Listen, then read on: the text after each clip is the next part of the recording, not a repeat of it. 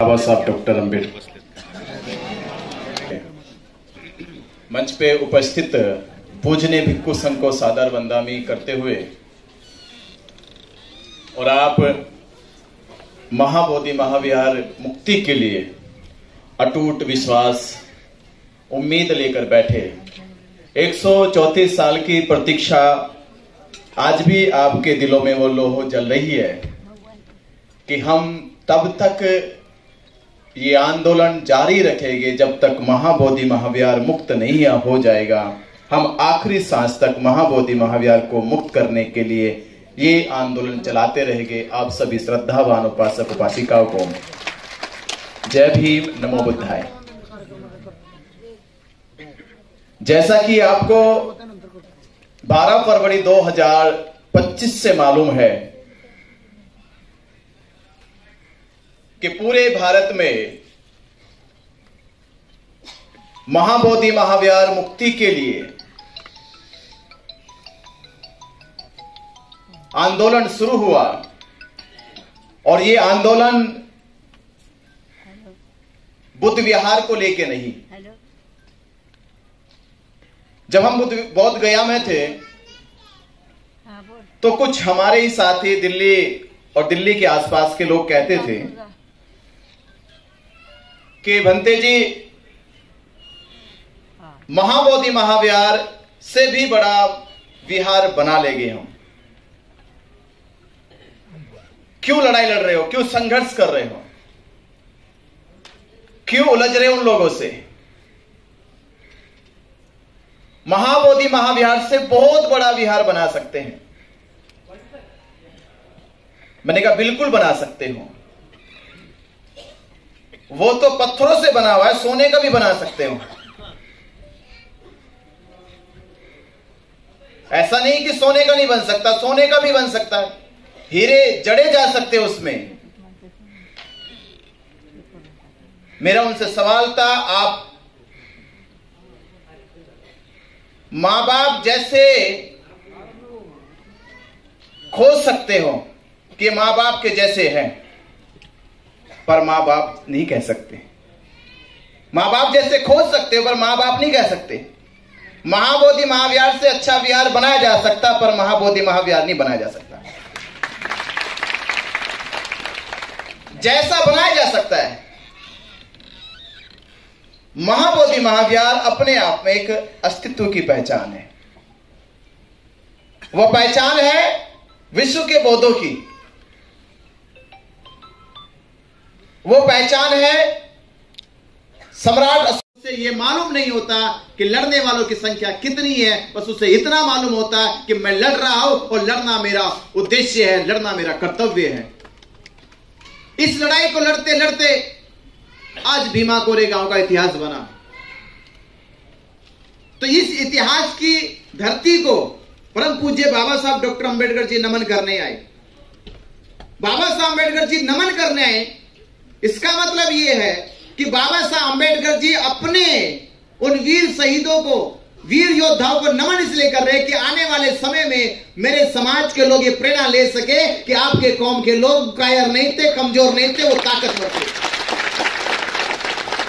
और हम उदाहरण दे सके, बाबा साहब अम्बेडकर गए, बाबा साहब अम्बेडकर जी गए थे, तो हमारी रगों में भी हम उसी खानदान से वजूद रखते हैं जिन्होंने ये इतिहास भीमा कोरेगांव का लिखा है। तो जब हम भीमा कोरेगांव का इतिहास लिख सकते हैं, जब हम बाबा साहब अम्बेडकर जी भारत का संविधान लिख सकते हैं, जब तथागत बुद्ध संसार को संबोधि का ज्ञान दे सकते हैं, तो क्या भारत के बुद्धिस्ट महाबोधि महाविहार मुक्त नहीं करा सकते? बिल्कुल करा सकते हैं।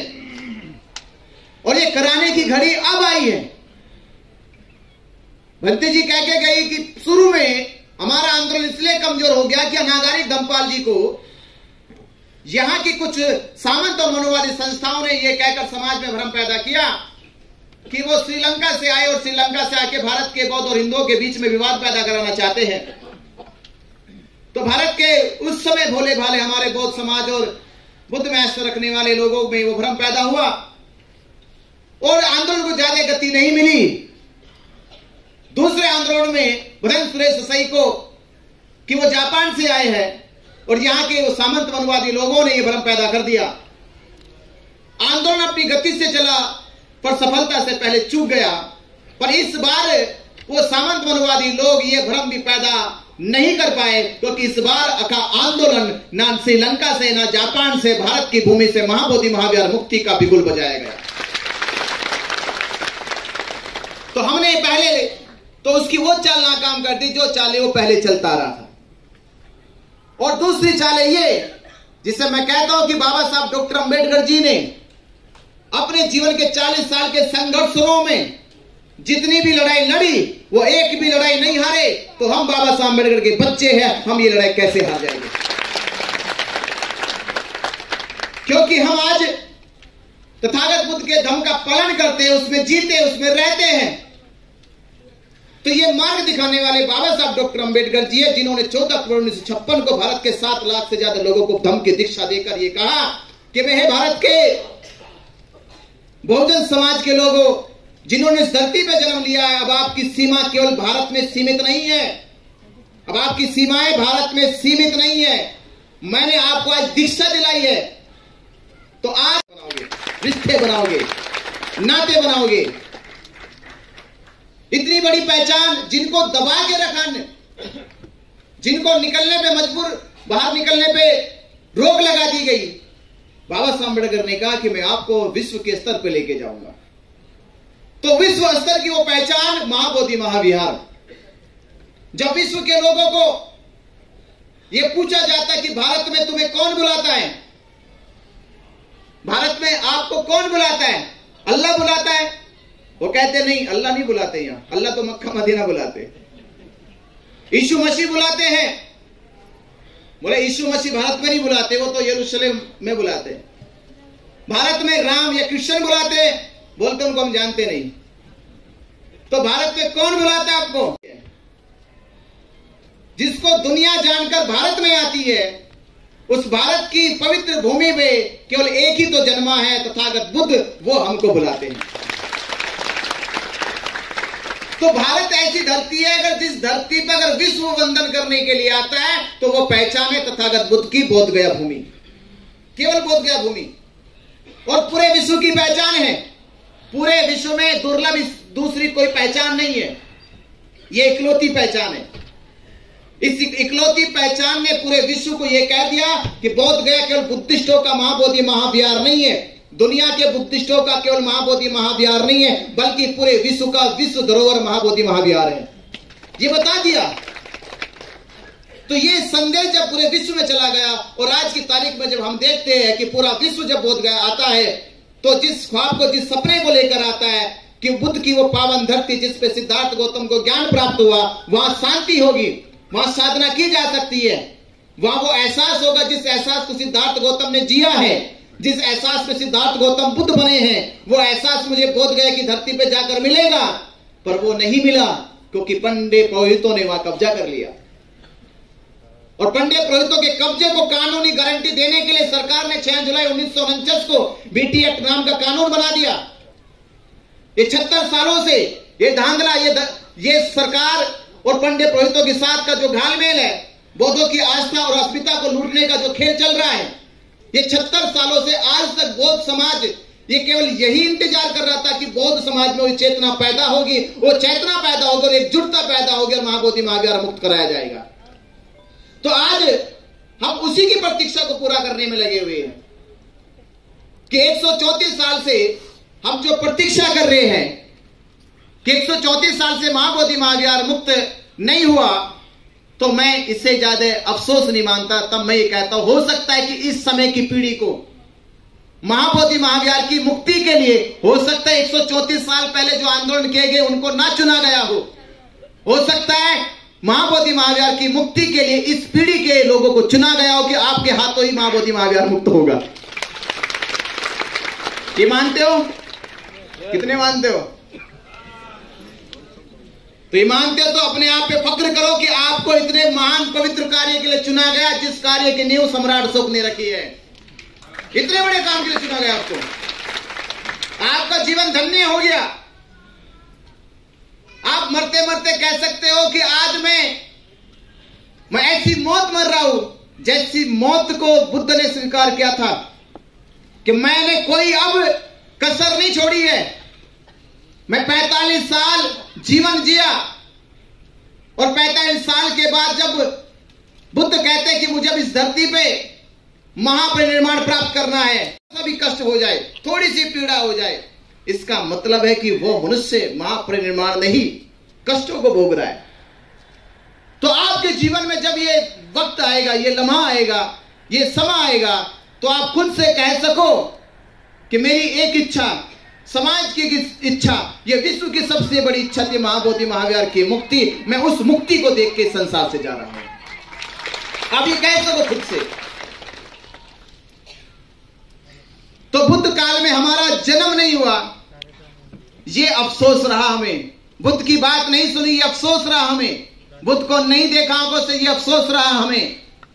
पर बुद्ध को जहां ज्ञान प्राप्त हुआ, उसकी मुक्ति का हमें आंदोलन मिला, ये हमारे गर्व की बात है, ये फक्र की बात है हमें कि कम से कम हमें वो आंदोलन तो में अभी तक काउंट नहीं की गई। भारत में जितने भी धर्म के नाम पे मोर्चे निकले, आंदोलन हुए, वो लाखों में चले गए, लाखों लाखों की संख्या में निकाले गए। और छोटे छोटे आंदोलन, एक आंदोलन का मैं जिक्र करता हूं जिनकी संख्या हमारे से भी कम है, जैनियों का। पिछले आज से करीब लगता 3-4 साल पहले सम्मेद शिखर आंदोलन शुरू हुआ था। आदिवासियों का दावा था कि सम्मेद शिखर आदिवासियों का, जिन्होंने कहा कि नहीं, वहां हमारे तीर्थंकरों ने महापरिनिर्वाण प्राप्त किया है, वो जैनियों का है। और जिस जैन मुनि ने, दिगंबर जैन मुनि ने, जिसने वस्त्र तक त्याग दे, वो सभी दिगंबर जैन मुनि सड़कों पे आकर हजारों लाखों उपासकों के साथ सम्मेद शिखर की मुक्ति का आंदोलन चला रहे थे, पूरे देश का जैन मुनि। तो आज वही जरूरत है कि भारत का भिक्षुओं के जीवन में, बौद्धों के जीवन में इससे बड़ा आंदोलन, इससे बड़ा लक्ष्य और क्या हो सकता है कि उन्हें महाबोधि महावीर मुक्ति का आंदोलन मिला हो। इससे बड़ा और क्या आंदोलन होगा, इससे बड़े जीवन का और चर्या क्या होगी। तो हमें हर पल, हर लम्हा, हर वक्त ये सोचना चाहिए कि महाबोधि महावीर मुक्ति के लिए मेरे से, मेरे द्वारा क्या किया जा सकता है जिससे महाबोधि महावीर मुक्त हो जाए। महाबोधि महावीर मुक्त होगा तो आपके घरों में आपके बच्चे जब बड़े होंगे, वो सर उठा के ये कह सके कि जब लोग उनसे पूछेंगे कि आप किस परिवार से ताल्लुक रखते हो, आप किस खानदान से ताल्लुक रखते हो, तो वो ये फक्र से कह सके कि मैं उस परिवार से ताल्लुक रखता हूं जिन्होंने महाबोधि महावीर मुक्ति का आंदोलन चलाया है। वो ये कह सके, कम से कम ये प्रेरणा तो दे सके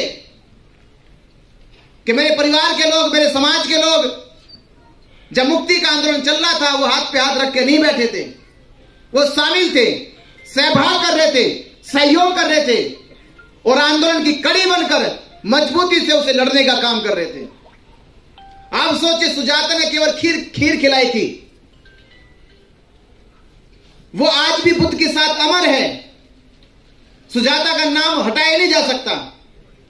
तो आप हजारों लाखों लोग हैं, जब महाबोधि महावीर मुक्त हो जाएगा तो आपकी गाथा भी आपके गांव, मोहल्ले और शहरों में गाई जाएगी कि वही लोग हैं जिन्होंने महाबोधि मुक्ति का आंदोलन चलाया है। तो हमें यह प्रयास करना चाहिए कि हमने देखा धरना चला 90 दिन करीब, और 90 दिन के बाद प्रशासन ने झूठे मुकदमे लगाकर जेल भेजने का काम किया। 68 दिन की जेल काटी। जेल काटने के जब जेल में हम गए 2 दिन के बाद पता चला कि प्रशासन ने वहां से धरना हटा दिया है। प्रशासन अपने षड्यंत्र में सफल हुआ। सरकार को लगने लगा कि अब धरना खत्म हो गया, महाबोधि महावीर की मांग खत्म हो गई, अब कोई नहीं कहेगा कि बीटी एक्ट रद्द करो। पर तथागत बुद्ध ने कहा था कि हे संघो, आप जिस धर्म के प्रचार संदेश को लेकर जा रहे हो, बहुत कठिन है करना, बहुत मुसीबतें आएगी। तो संघ कहता है क्या मुसीबत आएगी शास्त्रा? वो कहते हैं जब जाओगे तो लोग हो सकता है गालियां देंगे आपको, आपकी चुगलियां करेंगे, निंदाएं करेंगे आपकी। तो संघ कहता है तथागत गालियां देंगे, चुगली करेंगे, निंदा करेंगे, मारेंगे तो नहीं। तथागत कहते हैं इतने सरल और इतने सीधे, आपको लाठी डंडे से भी मारेंगे। तो संघ कहता है तथागत लाठी डंडे से तो मारेंगे, जान से तो नहीं मारेंगे। तो तथागत कहते इतने भी भयानक लोग हैं, जान से भी मारेंगे। तो संघ कहता है तथागत कम से कम हमें यह सुकून तो रहेगा कि आपका उपदेश लेकर हम, आपका उपदेश बताते हुए हम, कम से कम हमारी वाणी पर आपके उपदेश थे, और जब आपके उपदेश थे, उपदेश देते देते हमारी सांस रुक। तो लोग हॉस्पिटलों में मर जाते हैं, रोते रोते मर जाते हैं, दुखी दुखी होते मर जाते हैं। संघ कह रहे कि कम से कम हॉस्पिटल में तो नहीं मरेंगे, दुखी दुखी तो नहीं होके मरेंगे, रोते रोते तो नहीं मरेंगे, कम से कम आपकी कल्याणकारी वाणी बताते बताते भी अगर मर जाए तो उससे बड़ा हमारे जीवन में और लक्ष्य क्या होगा। तो महाबोधि महाविहार मुक्ति भी ऐसा ही है। तो जेल भेजना ये कष्ट नहीं, पीड़ा नहीं, दुख नहीं। महाबोधि महाविहार मुक्ति के लिए 68 दिन की जेल गए, 2 दिन के बाद धरना हुआ खत्म, जेल से बाहर निकले तो हमने यही कहा, यही हमारी आवाज थी। जब पटना में प्रोग्राम हुआ कि सरकार ने केवल 2 माह से धरना हटाया है, हम महाबोधि महाविहार मुक्ति आंदोलन को देश में से हटने नहीं देंगे, रुकने नहीं देंगे, और पूरे देश में मजबूती से खड़ा करने का काम करेंगे। और वो दिन आया जब जेल में राकेश धारगेवे जी, इनकी पूरी टीम, नितिन गजबे जी ने, योगेश राउत जी ने और इनके साथियों ने संपर्क किया कि बनते जी, समाज का मनोबल टूट ना जाए, समाज हताश ना हो जाए कि फिर तीसरी बार ऐसा हो गया। क्योंकि मैं एक चीज और कहता था कि कहावत है कि पहली बार हार, दूसरी बार हार, तीसरी बार जीत होती है। एक मैथमेटिशियन है ये, एक बार असफलता, दूसरी बार असफलता, तीसरी बार सफलता निश्चित होती है। तो ये एक मैथमेटिशियन है। तो मैंने कहा ऐसा बिल्कुल नहीं होगा। तो 17 अगस्त 2025 में दीक्षा भूमि नागपुर से, जिस भूमि पे बाबा साहब अम्बेडकर जी ने दीक्षा ली, और उसी भूमि पे हमने कहा था कि हे बाबा साहब अम्बेडकर, आपने हमें धम्म की दीक्षा दी, हमारा मान बढ़ाया है, ये आपके बच्चे हैं, ये बुद्ध के अनुयायी है, महाबोधि महाविहार मुक्त करके आपका सम्मान बढ़ाने का काम करेंगे। तो 17 अगस्त से महाबोधि महाविहार मुक्ति आंदोलन के जन समर्थन में यह धम्म संवाद, धम्म ध्वज यात्रा चालू की गई। उस यात्रा का आज ये कार्यक्रम आप लोगों के पिंपरी चिंचवड़ में हुआ। और ये धरती जो इतिहास के पन्नों में दर्ज है, इसी धरती पे बाबा साहब डॉक्टर अंबेडकर जी ने गांधी को प्राण भी दिए थे। ये वही धरती है ना, पुणे की धरती है, पुणे की वही धरती है, यरोदा जेल, कि जहां गांधी मरने वाले थे। गांधी को भले लोग कहते हो गांधी ने सबको जीवन दान दिया है, तो उनसे कहता हूं गांधी ने भले किसी को जीवन दान दिया हो, पर गांधी को बाबा साहब अम्बेडकर ने जीवन दान दिया। तो ये वो धरती है। तो बाबा साहब अम्बेडकर जी जहां एक दीक्षा भूमि पर दीक्षा दी, और यहां बाबा साहब अम्बेडकर जी ने गांधी को जीवन दान दिया। तो बाबा साहब अम्बेडकर के इतिहास से जुड़ी धरती। तो पुणे के और आप सभी श्रद्धावान और क्रांतिकारी धरती से जन्म लेने वाले आप भी संकल्प करें कि बाबा साहब अम्बेडकर आपके बच्चे आपके सम्मान के लिए और आपके संकल्प और आपके सपने की भारत गोद में बने, उसके लिए महाबोधि महाविहार मुक्त करके आपको देंगे। ये अपने आप से आश्वस्त होकर, संकल्पित होकर इस आंदोलन का हिस्सा बने। हिस्सा बनोगे तो कम से कम आप सोचोगे मुसलमान मक्का मदीना से आके भारत में लड़ाई लड़ता है, बोले कि ये मेरी मस्जिद है, ये मेरी मस्जिद है। मक्का मदीना में नहीं लड़ता वो, अरब में नहीं लड़ता वो, भारत में आगे कहते। तो आप तो भारत के ही हो और बुद्ध भारत के हैं और बोध गया भारत में है, तो हम ये लड़ाई लड़ेंगे नहीं बल्कि जीतेंगे। ये लड़ाई अब 134 साल से जो लड़ी जा रही थी, तो मैं कह रहा हूं कि अब लड़ाई लड़नी नहीं है। कहो तुम भी, ये लड़ाई लड़नी नहीं है, अब क्या करनी है? अब ये लड़ाई अब जीतनी है, लड़नी नहीं है, अभी लड़ाई जीतनी है। और ये इसलिए जीतनी है, अगर हम ये लड़ाई जीत गए, जो काम आज तक बीटीएमसी नहीं कर पाई, बीटीएमसी को 76 सालों से पूरे बौद्ध राष्ट्र दान देते हैं, इसलिए कि भारत के बौद्ध भिक्षुओं को प्रशिक्षित किया जाए, भारत की धरती बोध गया से पूरे विश्व में धर्म का प्रचार प्रसार किया जाए। पर आज 76 सालों में भी बीटीएमसी ने बोध गया में बौद्ध भिक्षुओं के लिए प्रशिक्षण केंद्र नहीं बनाए तो बौद्ध भिक्षु प्रशिक्षित नहीं हुए और बौद्ध भारत में और भारत के बाहर विश्व में जाकर धर्म का प्रचार प्रसार नहीं कर पाए। आज भी बीटीएमसी ने, जिस बीटीएमसी को पूरे विश्व का दान आता है, उसने बौद्ध भिक्षुओं के लिए भिक्षु निवास नहीं बनाए, भिक्षुओं के लिए भोजन की व्यवस्था नहीं की, आज तक भी भिक्षुओं के लिए चिकित्सा की सुविधा नहीं की गई। तो जब बौद्ध भिक्षुओं के लिए नहीं किया गया, बौद्ध धर्म के प्रचार प्रसार के लिए नहीं किया गया, बीटीएमसी ने भारत में कोई संस्था की कोई ब्रांच नहीं खोली है, तो भारत बौद्धों का, भारत के राष्ट्रों का जो दान आया है, वो दान तुमने कहां पहुंचाया है? वो कहां पहुंचाया आपने? भारत में कुछ ऐसी संस्थाएं है कि अभी राम मंदिर ट्रस्ट को देख लीजिए, अरबों खरबों रुपया आ गया, उनकी ब्रांचें खुलने लगी, उनके द्वारा हॉस्पिटल, कॉलेज, यूनिवर्सिटियां बनने लगी है। वो केवल भारत के हिंदू दान देते हैं। शिरडी साईं में तिरुपति बालाजी की कई अनेकों ब्रांचें हैं, अनेकों हॉस्पिटल है, कॉलेज है, यूनिवर्सिटी है, जिनको केवल भारत के हिंदू दान देते हैं। महाबोधि महाविहार को केवल भारत के बुद्धिस्ट नहीं, पूरे विश्व के बुद्धिस्ट दान देते हैं। तो विश्व के बुद्धिस्टों का दान कहां गया? आपने स्कूल तक नहीं खोला, कॉलेज तक नहीं खोला, यूनिवर्सिटी तक नहीं बनाई, हॉस्पिटल नहीं बनाए, ब्रांच नहीं खोली, क्योंकि अगर ये सब खुल जाते तो भारत में बौद्धों की दशा और स्थिति बदल जाती। भारत की बौद्धों की स्थिति ना बदले, इसलिए बीटीएमसी ने आज तक 76 सालों में महाबोधि महाविहार की आड़ में बौद्धों की अस्मिता और उनके इतिहास के साथ खिलवाड़ करने का काम किया। अगर हम इस आंदोलन को मजबूती से लड़के बीटी एक्ट रद्द करा देंगे, पंडित पुरोहितों से महाबोधि महाविहार मुक्त करा देंगे, तो आप भविष्य के आने वाले समय में दुनिया का सबसे बड़ा बौद्ध भिक्षु का प्रशिक्षण केंद्र बोध गया में खोल सकते हैं, सबसे बड़ा। और फिर कह सकते हैं ये वही धरती है जिस धरती से बुद्ध का संदेश गया है, और इसी धरती से आज फिर बुद्ध का संदेश पूरे विश्व में जाएगा। तो आप चाहते हो कि बोध गया की धरती पे विश्व का सबसे बड़ा भिक्षु प्रशिक्षण केंद्र खुले? चाहते हो? तो उसे चाहने से पहले पंडित पुरोहितों को बाहर निकालना होगा, निकालना पड़ेगा ना। और वो नहीं निकलेगा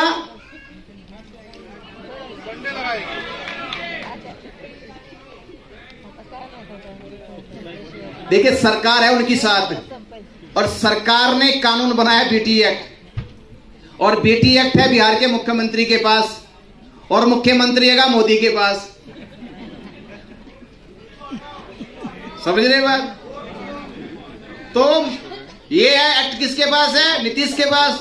और नीतीश और सिद्ध कर दे। हमने जब 17 अगस्त को यात्रा शुरू की गई तो उसमें कहा था कि ये यात्रा का उद्देश्य है भारत के बुद्धिस्टों को जागरूक करना और एकजुट करना। दो काम करने बस हमें, तीसरा काम नहीं करना, दो काम करने। क्या काम करना? पहला काम है भारत के बुद्धिस्टों को जागरूक करना, और दूसरा एकजुट करना। और जब हम भारत के बुद्धिस्टों को एकजुट कर लेंगे तो फिर हम ये दोहराएंगे, जब राम मंदिर का फैसला सुनाया गया तो सुप्रीम कोर्ट ने कहा कि राम मंदिर के पक्ष में भले ही कोई भी अवशेष ना मिले हो, कोई सबूत ना मिले हो, कोई साक्ष्य ना मिले हो, फिर भी भारत के करोड़ों हिंदुओं की आस्था और भावनाओं के आधार पर राम मंदिर का फैसला हिंदुओं को दिया जाता है। तो हम भी कहेंगे कि अब भारत के करोड़ों बुद्धिस्ट एकजुट हो गए हैं। अब सुप्रीम कोर्ट और सरकार सुन ले कि ये मामला अब केवल बोध गया और बीटी एक्ट का नहीं है, ये भारत के करोड़ों बुद्धिस्टों की आस्था और भावनाओं का है। इनको ये फैसला करना चाहिए।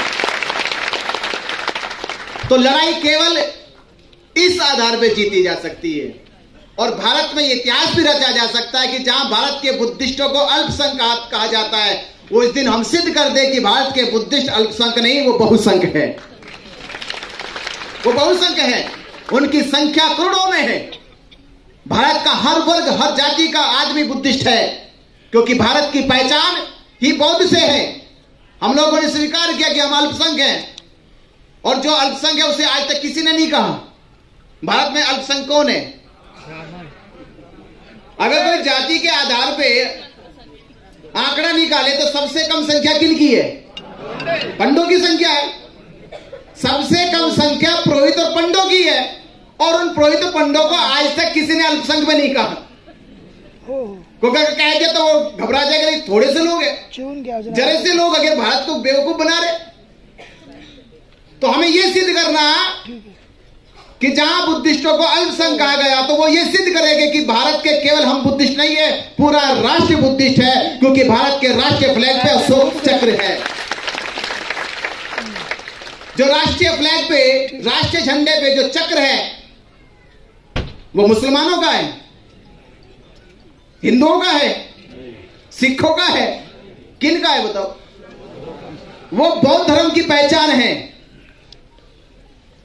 राष्ट्रीय ध्वज पर जो चक्र बना है वो बौद्धों का है। जो 100 के 200 के 500 के नोट चलाते हो, इस पे जो अशोक लाट है वो हिंदुओं की है, मुसलमानों की है, किन की है? बौद्धों की है। तो जिससे लेन देन करते हो, खर्चे चलाते हो, वो पहचान भी बौद्धों की है। भारत में सर्वोच्च सम्मान भारत रत्न की जो आकृति है पीपल के पत्ते की, वो किन की पहचान है? बौद्धों की पहचान है। अरे जब भारत की आइडेंटिटी बौद्धों की है तो राष्ट्र बौद्धों का हो गया। और हमें कहते हम अल्पसंख्यक हैं, क्योंकि पंडित पुरोहितों को कोई अल्पसंख्यक ना कह दे, इसलिए पहले बौद्धों को अल्पसंख्यक, जैनियों को अल्पसंख्यक, मुसलमानों को अल्पसंख्यक, ईसाइयों को अल्पसंख्यक, कि लोगों का ध्यान उधर चला जाए। पर यह ध्यान अब जाने वाला नहीं, अब लोग समझ के अल्पसंख्यक पंडा पुरोहित है। तो हमें भारत में एकजुट होना है। इस एकजुट की मुहिम को 12 फरवरी 2026 तक पूरा करना है। एक साल इस आंदोलन को हो जाएंगे। आने वाली 12 फरवरी को एक स्थान, एक तारीख पर एकजुट होकर भारत करोड़ों की संख्या में एकजुट होकर महाबोधि महाविहार मुक्त करेंगे। रोज रोज नहीं होना, 100 दिन नहीं होना, एक दिन होना। बस एक दिन की ताकत अभी मराठों ने आरक्षण पे दिखाई ना अपनी। वो 4 महीने से 6 महीने से नहीं बैठे, साल भर से नहीं बैठे, वो 4 दिन बैठे और 4 दिन में नहीं चांदनी बना दी उन्होंने अपनी। चांदी कट गई उनकी तो, क्योंकि उन्होंने शक्ति इकट्ठा करी, अपनी ताकत इकट्ठा करके दिखाई। तो वही मैं आपसे कह रहा हूं, हम अभी से मनोज जरांगी ने, वो आज का अंदरों नहीं, वो 4-5 महीने से तैयारी कर रहे थे, 5-4 महीने से तैयारी में लगे पड़े थे। तैयारी करो और एक ही दिन जाके हल्ला बोलेंगे मुंबई में। तो आज हम भी शुरू 17 अगस्त से चालू तैयारी कर दी है, और आने वाली 12 फरवरी 2026 तक पूरे देश में घूम घूम के बौद्धों को जागरूक और एकजुट करेंगे। और आने वाली 12 फरवरी में दिखाएंगे कि भारत के बुद्धिस्ट लाखों में नहीं, अब करोड़ों में है। वही तारीख होगी महाबोधि महाविहार की मुक्ति की तारीख। तो उस तारीख तक हम सबको मेहनत करना है, संघर्ष करना है, लोगों को जागरूक करना है, एकजुट करना है। आपने मेरी बात को सुना, और इस कार्यक्रम को आयोजित करने वाले सभी सम्मानित मेरे बहुत ही करीबी और यहां तक पहुंचाने वाले हमारे धनंजय वेद जी, जो गोंदिया से चल के लगातार 2-3 दिन यहां पे रहे और आप आयोजकों से बातचीत की, मिलिंद कुमार रणदिवे जी, संजय उबाले जी, अनिल सूर्यवंशी जी, सुनील वासनिक जी, राजू मौर्य जी, प्रताप सोनमगाने जी, तैडे जी, गौतम जाधव जी, और समस्त इस कार्यक्रम को करने वाले तहे दिल से अपना सहयोग और समर्थन और साथ देने वाले तमाम श्रद्धावान उपासक उपासकों को नमो बुद्धाय, जय भीम, जिन्होंने सफल कार्यक्रम को किया।